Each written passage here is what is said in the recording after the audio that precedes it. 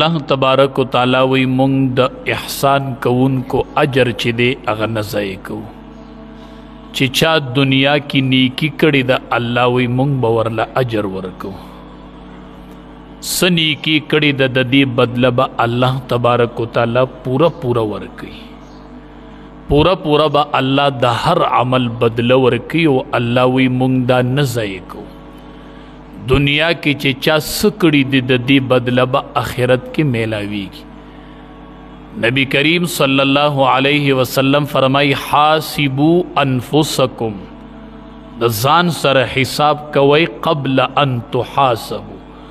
مخکې د دې نه چې ستاسو سره حساب وکړلی شي. تاسو سره چې آخرت کې حساب کېږي د دې نه مخکې دنیا کې تاسو د ځان سره حساب کوئ. دی خپل نفس سرم حساب کوه، دا کار مې کړی د دې به څه بدلی، دا کوم د دې به څه، دا کوم د دې به څه. هر ورځ د ځان سره حساب کوئ قبل ان تحاسبو، مخکې د دې نه چې تاسو سره به حساب کولی شي. د هغې نه مخکې د خپل نفس سره هر ورځ حساب کوه. ما څومره کارونه نیک وکړل، ما څومره کارونه سم وکړل، ما څومره کارونه وران وکړل. د خپل نفس سره حساب کوئ،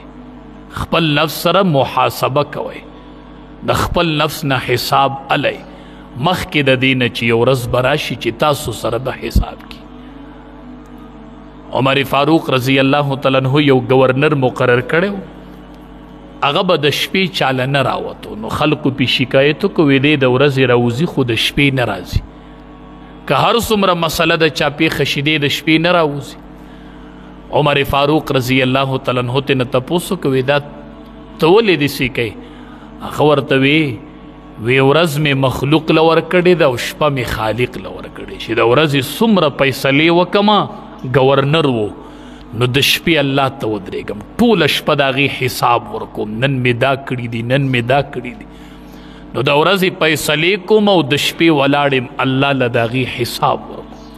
هر ورځ د خپل عمل حساب الله له ورکوه. د شپې حاسبو انفسکم قبل ان تحاسبو، مخکې د دې نه چې تاسو سره حساب وشي. د دې نه مخکې د خپل نفس سره حساب کوئ. یو صحابي راغی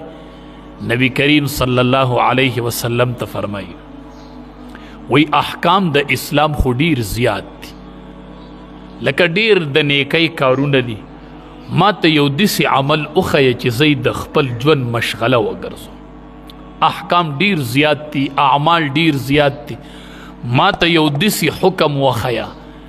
چې هغه زه د خپل ژوند مشغله وګرځم، د ژوند یو روټین یې وګرځم. نبی کریم صلی الله علیه وسلم ورته فرمایي هر ټیم ژبه د الله په ذکر باندې لونده ساته. بس هر ټیم ژبه د الله په ذکر باندې رطب اللسان اوسېږه. بس هر ټیم چې ستا په ژبه د الله ذکر نه که زنکدن راغې به د الله د نوم اواز خیږي، که اکسیډنټ وشو به د خولې نه د الله د نوم اواز خیږي، بیهوشي راشي اپریشن وشو نشراله به د ژبې نه د الله نوم خیږي. رطب اللسان اوسېږه، هر ټیم ژبه د الله په ذکر لونده سات. په لاره ځې د الله ذکر کوه، دکان کې ناستې د الله ذکر کوه، جماعت کې ناستې د الله ذکر کوه، اجره کې ناستې د الله ذکر کوه، سفر کوي د الله ذکر کوه. وی دا د خپل ژوند معمول وګرځوه چې هر ټیم د الله رطب اللسان اوسېږه. رطب اللسان ژبه د الله په ذکر باندې لونده سات. جنت کې به جنتیان د یو سیز ارمان کوي چې کله جنت ته لاړ شي، دا یو ارمان به کوي چې په دنیا کې هغه ساعت چې هغه بغیر د الله د ذکر نه تیر شوی دی، دقه باندې به ورته ارمان ورځي چې دغه ټیم کې مې الله ولې نه یادو، دا ټیم رانه ولې داسې عبث تیر شو، دا رانه ولې هسې لاړ. دا ژوند ډېره لویه سرمایه ده. یو استاز خپلو شاګردانو ته وی زما د ژوند د انقلابي نه چې زه نن په دې ګدی ناست وی یو واوره خرڅوونکی مې ولیدو نو زما ژوند الله بدل کړ. دا زه چې نن په دې نه ځای ناست یم، بعضې معمولي خبره د سړي د ژوند د بدلیدو ذریعه وګرځي. وی یو واورې والا واوره یې خرڅوله او د هغه یو اواز مې واورېد جو ژوند مې بدل شو. یو کس واوره خرڅوله نو دې کې باران راغی وریځ راله او باران راغی موسم یخ شو نو بیا خو چا واوره ناغستله باران وریده نو دې واورې واله چغې وهلې وی په ما رحم وکئ زما سرمایه ضایع کېږي واوره خو ویلې کېدله که نه وی په ما رحم وکئ زما سرمایه ضایع کېږي ما چې ښه دا د ژوند سرمایه ده که نه اوس خلق یې نالي او واوره ویلې کېږي وی ما دې اړه کې سوچ وکړو چې اصل سرمایه خو دا ژوند دی واوره نه ده څنګه چې دا واوره ویلې کېږي داسې دا ژوند هم روان دی دا هم ویلې کېږي ختمیږي ژوند ته متوجه شوم چې دې ژوند کې څه کول غواړي دا نن چې په دې ګدی ناست یم دا هغه یو اواز برکت دی چې الله مې ژوند بدل کړو ژوند ډېر قیمتي څیز دی ډېر قیمتي څیز دی دې ګړی پسې به بیا خپه یو چې بغیر د الله د یاد نه تېره شي دې ګړی پسې به بیا ارمان کو دا یو لویه سرمایه ده دا ژوند ویلې کېږي لاړ نبی علیہ السلام فرمای اغتنم خمسا قبل خمس پنځه څیزونه د پنځو نه مخکې غنیمت وګڼه بیا به خفی نمبر 1 حیاتک قبل موتک ژوند مخکې د مرګ نه غنیمت وګڼه ژوند مخکې د مرګ نه غنیمت وګڼه نن چې دا مخبره کې پراته دي دوی نن مونځ نشي کولی نن د جمعې ورځ د درود شریف نشي ویلی ځکه ژوند چې هغه د لاس نه وتی دی اعمالو دروازه بنده ده بس کوئی چرته صدقې جاریه کړي کوئی یې کنستی جماعت یې جوړ کړی یا نیک اولاد پرې هغه ورته دعا کوي او یې چرته علم خور کړی و هغې شاګردان دي نور د خپل عمل نشي کولی بس هغه یو نعمت د لاس نه وت حیاتک قبل موتک ژوند مخکې د مرګ نه غنیمت وګڼه او بل وصحتک قبل سقمک روح صحت مخکې د بیماری نه غنیمت وګڼه چې نن سجده لګولی شي دا غنیمت وګڼه سبا به سترګو کې مسله راشي او ډاکټر به درته وایي سجده به نه لګئ په رکو باندې به بیا به په اشاره باندې داسې سر ټیټئ دا خوند به بیا نه دا نن چې په د ځمکه باندې تندی کې دی وایي سبحان ربی الاعلی دا مزه به بیا نه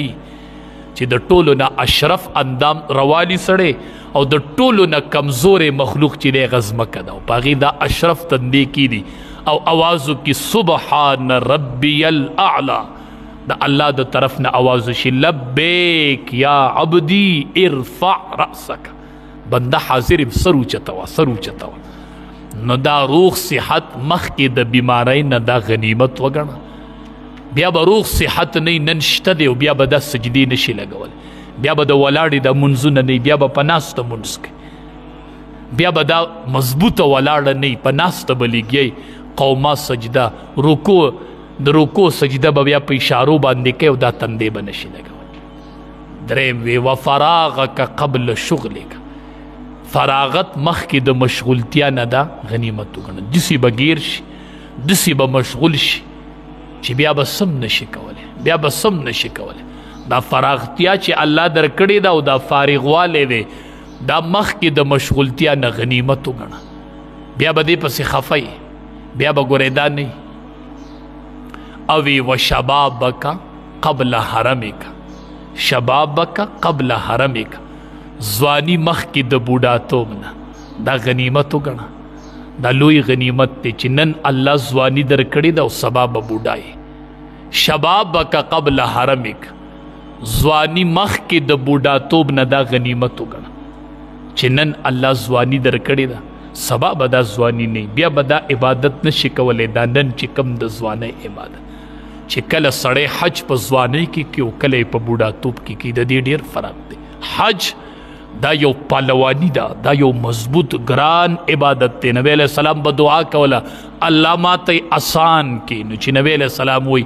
الله ماته آسان کړي الله ماته آسان کړي نو دا ډیر ګران عبادت دی نو ډیر امور د ځوانۍ سره تړلي دي حدیث مبارک کې راځي یو تن به د بل ځای نه قدم به نشي خوځولی دا قدم به څوک د ځای نه نشي خوځولی چې څو ترې نه د یو څو خبرو تپوسونه نه شي عن شبابک د ځوانۍ باره کې به الله تپوس کوي فیما ابلاهو دا ځواني دې په څه کې زړه کړې دا ځواني دې په څه کې زړه کړې وه د دې قیمتي ځوانۍ په باره کې به الله تپوس کوي الله به تپوس کوي چې ځواني دې په څه کې زړه کړې وه دا غنیمت دی چې نن ژوند دی او نن ځواني ده بیا به دا غنیمت نه ګورې ښه هارون الرشید باچا بالول راوغوښتو وی چېرته دا بالول ډېر قمقل سړی دی څه یوه لښته یې وله ورکړه وی بالوله دا واله او د ځان نه قمقل وګوره او دا لښته وله ورکړه بادشاه مطلب ده چې د بالول نه بل قمقل نشته بهلول هغه لښته ځان سره سنبال کړل چې کله بادشاه بیمار شو بالول یې تپوس لرل بادشاه څنګه وی بیمار یم وی په سفر روان یم وی څو ورځې سفر دی وی بالوله د آخرت سفر دی ورځې نه دي معلومې دایمي سفر مې شروع کېږي بالول ورته وی بادشاه تیارې وی څه تیارې وی لکه پولیس او پوجیان او دا نه لیږي وی دا کار نه کوي بادشاه وی څه به کار کوي ویل ته نیک عمل کار کوي بادشاه ورته وی تا کړی دی وی که ما کړی وی نو نن به زه دا خفه ولیم خو چې کوم څیز هلته کار کوي هغه مې نه دی کړی بالول لښته راواغسته او بادشاه له یې ورکړه وی تا ما ته وی چې د ځان نه قمقل وګوره دا لښته وله ورکړه ته ما ته د ځان نه قمقل ښکاره شوي چې پته ودرته چې دومره لوی سفر دی تا توخه نه تیارول تا هغې له توخه نه تیاروله چې دومره لوی سفر مې په سر دی موږ نن هفته او چله او سفر کوو نو څومره تیارې ولګو پیسو انتظام کوو د کپړو کوو وی تا تیارې نه دی کړی وی هو دا لښته واله ته ما ته د ځان نه قمقل ښکاره شوې ډېر لوی سفر موږ ته د مخې ته پروت دی هغې دپاره تیارې پکار دنیا لره آخرت لره په دنیا باندې ترجیح ورکو آخرت له ترجیح ورکو بی بی فاطمه رضی الله تعالی عنها کور کې به میچن کوله کور خدمت به یې کو ډېره ستړې شوله علي رضی الله تعالی عنه ولېږله وی لاړ شه بابا جان خواله دې لاړه شه ستا بابا جان ته وینځي میلاویږي نو ورته ووایه چې تا ته یوه د خدمت دپاره درکړي ستا به خدمت په تا سره کوي په تا به لږ اساني راشي بی بی فاطمه رضی الله تعالی عنها راله چې راله نبی کریم صلی الله علیه وسلم نو واپس لاړله بی بی عایشې رضی الله تعالی عنها ته وي چې نبی علیه السلام راغی بی بی عایشه رضی الله تعالی عنها ورته فرمایي ستا لختې جګر راغلی وه بی بی فاطمه راغلی وه رضی الله تعالی عنها او د یو وینځې مطالبه یې کوله چې ما سره خدمت کړي نبی علیه السلام وی ښځه ورځمه ورغې را روان شو بی بی فاطمې رضی الله تعالی عنها کره په خپله لاغ نن پلار د لور کرزي چرته پلار نن د لور کرزي دا عیب ګڼي دا شرم ګڼي چې د واده شوي لور کرزي نبی علیه السلام د خپل کوره روان شو چې بی بی فاطمه راغلې وه رضی الله تعالی عنها زه ورځمه زما لختې جګر راغلی و زه یې خپله باندې پوه کړم پلار پلاري چې نبی علیه السلام راغی ورته وایي بی بی فاطمې ته څه له راغلې وې هغه غلې شوله حیا د وجې نه علي رضی الله تعالی عنه ورته فرمایي دا درغلي و داسې دي بی فاطمې تا ته د دې نه غوره در نه کړمه ته خو وینځه غواړې که نه زه د دې نه غوره څیز ستا له در نه کړمه چې ته به پرې خوشحاله وی ولې نه بابا بی بی فاطمې رضی الله تعالی عنها ته نبی علیه السلام فرمایي چې ماسخوتن اوده کېږي 3 شپېرې سبحان الله 3 شپېرې الحمدلله 4 شپېرې الله اکبر وایه هله بیا اوده کېږه دا تاله د ډېرو وینځو نه بهتر ده دا ستا دپاره لویه ګټه ده بی بی فاطمه رضی الله تعالی عنها خوشحاله شول بس ما ته دا منظور ده علي رضی الله تعالی عنه ورته فرمایي بی بی فاطمې مبارک شه تللی د دنیا دپاره وي او راتله دې په آخرت وکړل ګوره غټه سودا دې وکړل دې به دا وي نن هغه په تسبیحات فاطمه باندې مشهور دي د بی بی فاطمې تسبیحات د هغې دومره په پابندۍ ویلي دي چې نن دا په تسبیحات فاطمه باندې مشهور دي چې دا د بی بی فاطمې رضی الله تعالی عنها تسبیحات دي نن دا د هغې په نوم باندې یادیږي نبی کریم صلی الله علیه وسلم ورته د آخرت ګټو ای د دنیا نن شته ای د نن بی بی فاطمه دنیا کې نشته څومره لویه ګټه د آخرت وړه وینځه د دنیا ګټه او د آخرت ګټه یې وړله څومره لویه سرمایه حاصله کړله حدیث مبارک کې راځي چې کله پل صراط باندې خلق تیریږي او بی بی فاطمه رضی الله تعالی عنها په پل صراط تیریږي نو آواز به وشي فلان فلان آوازونه به کېږي ټول خلق به آواز اوري وی به ټول خلق نظرونه ښکته کوي فاطمه رضی الله تعالی عنها په پل صراط تیریږي ټول نظرونه ښکته کوي ټول خلق به نظر ښکته کوي څومره د آخرت لویه ګټه چې وفات کیږي وصیت کوي. علي رضی الله تعالی عنہ ته وصیت کلک لیکي. علي رضی الله تعالی عنہ زما جنازه به د شپې اوچته،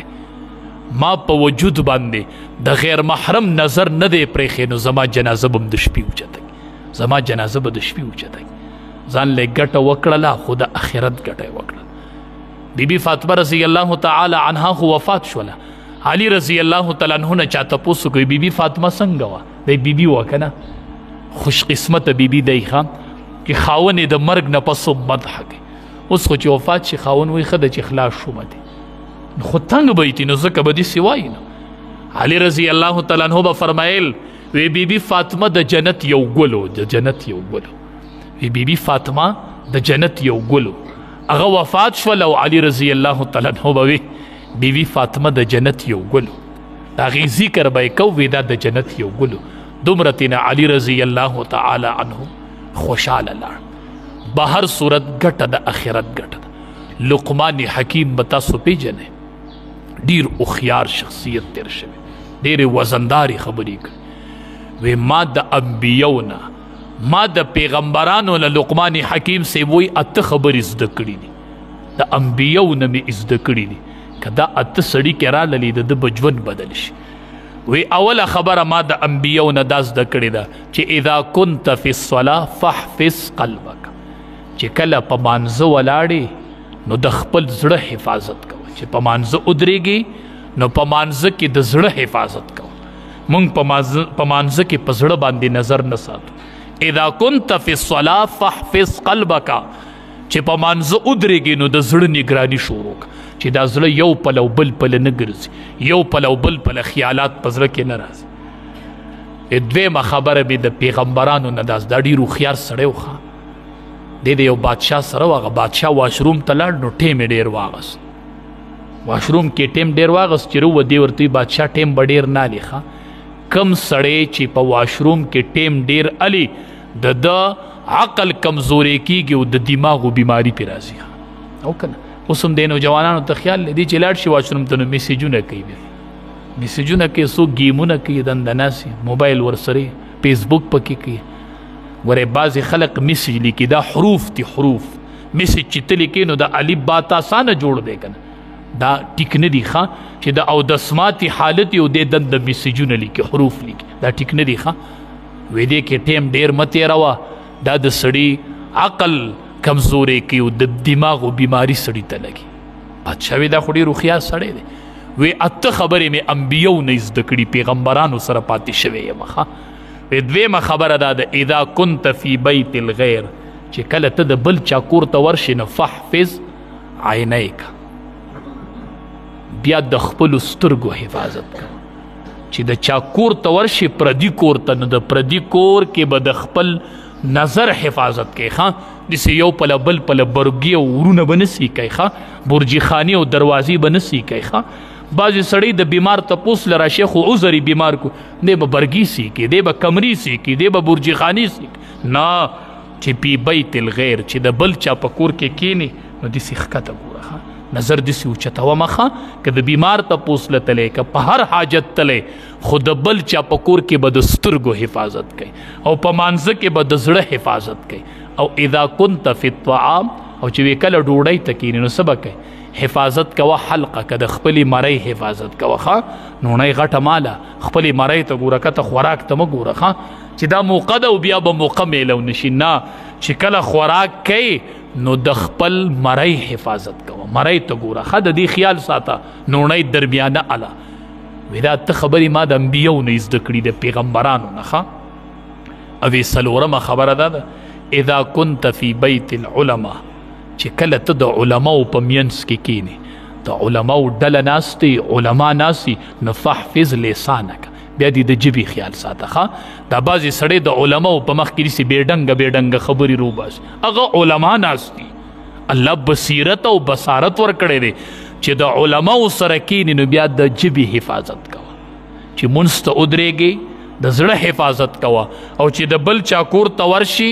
نو د سترګو حفاظت کوه، او چې کله روټۍ ته کښېنې د مرۍ خیال ساته، او چې د علماو په مجلس کې کښېنې نو د ژبې خیال ساته ښه. د ژبې خیال ساته د ژبې خیال ساته دا علمای ښه هغې په مخ کې داسې بېډنګه خبرې مه کوه ښه دا پوه خلق دی د بصیرت خاوندان دي د دې په مخ کې د ژبې خیال ساته علماو ته خونې مه کوه ښه علماو ته خونې مه کوه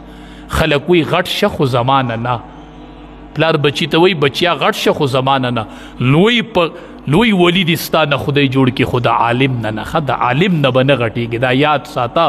چې علماو مجلس کې کښېني نو د خپلې ژبې حفاظت کوه 4 خبرې راته دا وکړلې دا مې د انبیو نه زده کړي دي او شپږمه خبره اومه دا وه چې 2 څیزونه چې دي دا همیشه یاد ساته 2 څیزونه به نه یېری او 2 به یېری 2 څیزونه همیشه یاد ساته الموت مرګ به نه یېری مرګ به نه یېری هر ټیم کې به مرګ یاد ساتي دا نن چې څه وراني کېږي د دې مرګ ير دی که مرګ یادي سوال نه پیدا کېږي چې د سړي نه ګونه وشي او بل چې د چا سره بدو کې دا مه یېروه چا سره بدو کې ته دا به د نه یېر شوي نه دې بدو ته به دې موقع ګوري وي چې بد د چا سره وکړي که نه نو دا به نه یېری باید سړي ته به کنځلو کې بېعزتي دا خبره وه تېره شوه دا تېره نه ده دا یاد ساته دې به یو ورځ د دې انتقام علي دا یېرومه د دې د معافۍ کوشش کوه د دې د تلافۍ کوشش کوه نو چا سره چې بد وکړي نو 2 څیزونه به نه یېری مرګ به نه یېری او چا سره چې دې بد وکړو دا به نه یېری او 2 څیزونه چې دي که نه 2 څیزونه دا همیشه یېروه یو چې د چا سره احسان وکړي نو بیا یې مه یادوه دا یېر که بس د دې بدله الله درکړو نو بیا یې یادومه احسان چې د چا سره وکړي نو دا بیا یېروه دا 2 څیزونه د یېرولي دي یو دا چې احسان د چا سره وکړي نو دا یېر که بس د دې بدله الله درکړه دې به کپړې به له ورکړي دا ورته سمه مزه در سره کړي هسې ډېرې ښکلي نه دي هسې د پیزار کې د خپه توده ده هغه غریب بیا پخپو کولی نه شي که زم جو یادوي راته نه ښه ادا لا څه کوي زکات په ولور کې زکات چرته بوجۍ نیم غنم به ولور کې ټول منې به بیا سنبالي ټوله زمینداره پې دله ما زکات ورکړی دله ما زکات خو د الله حق دا به تا چاله ورکو جو دله دې ورکه زه خپلو علماو ملګرو ته هم چې څوک درته مجلس کې وایي چې په تا زکات کېږي وایي په ما نه کېږي د داسې سړي نه د سره زکات اله وه چې په ډک په تا زکات کېږي په ډک مسجد کې به دې وشرمې او 100 روپۍ دا واله دا د زکات پیسې دي دا خوږ دی که د ده عزت خوږ دی چې ته زکات ورکوې د هغې طریقه دا نه ده چې په ډک مجلس کې پتا زکات کېږي یا به زکاتو پیسې به د 100 لوټونه به ترې جوړ کړي خلک به ورته پرش کې ودرېږي دا پیسې دي په 100 روپۍ د چا څه کېږي دا رواله 2-3 ولی ورکه د چا پې حاجت وکړه خو احسان چې د چا سره وکړي نو دا به بیا یېری او یو چې د سره بل سړی بد وکړي نو دا یېروه د بل بد یېروه او چې د بل سره یا بد وکړي هغه یادوه چې بل سړی ستا سره بد وکړي که نه دا د انبیو خونې دي ښه دا یېروه چې بل سړی سره بد وکړو بس ډاري کې دړه نه وباس بس داسې ده چې د ما سره بد نه دي کړي نو بد چې دي د بل سړي بد چې دي دا یېروه وی دا 8 خبرې لقمان حکیم سوی دا ما د پیغمبرانو نه زده کړي دا ما ته پیغمبرانو نه زده کړي دي دا د انبیو د ژوند خلاصه ده په دې کې تاسو به د یو عمل شروع کوئ چې کله منځ کوئ وی د زړه حفاظت دی کوه زه ته مونځ ته ودرېږه او د زړه نګراني شروع کړه چې ته د مونځ په خوند باندې پوه شې په هر صورت د دنیا ژوند هسې په وتو دی په تلو دی واوره د ویلي کېږي ښه دغه ته ګورئ دا ګړی نه لګېدلي دا ګړی چې وي ټک یو ټکو کې که نه یو سیکنډ واړی ټک بل ټکو کې دې ګړی ته کله ناکله ودرېږئ وی دا زما د ژوند قاتله ده دا ما پسې نښتې ده دا چې دا یو ټکو کې که نه نو زما د ژوند نه یو سیکنډ کم کړي چې بل ټکو کې نو بل سیکنډ کم کړي چې بلو کې بل سیکنډۍ روانې نو چې 60 سیکنډۍ پوره شي نو 1 منټ تر نه کم کړي بیا چې 1 منټ 60 منټه پوره شي نو 1 ګنټه در نه کمه کړي بیا ګنټې چې 24 پوره شي نو شپه ورځ در نه دا زمونږ د ژوند قاتله ده دا زمونږ ژوند تنښتې ده ګوره یوه جمعه راځي او زمونږ ژوند کې یوه هفته کمیږي یوه هفته کمیږي نو ژوند چې دی دا د مرګ نه مخکې غنیمت وګڼئ رب العالمین دې مونږ ټول د آخرت سوداګر کړي بس خدای دې مونږ کې د آخرت فکر پیدا کړي و آخر دعوانا ان الحمد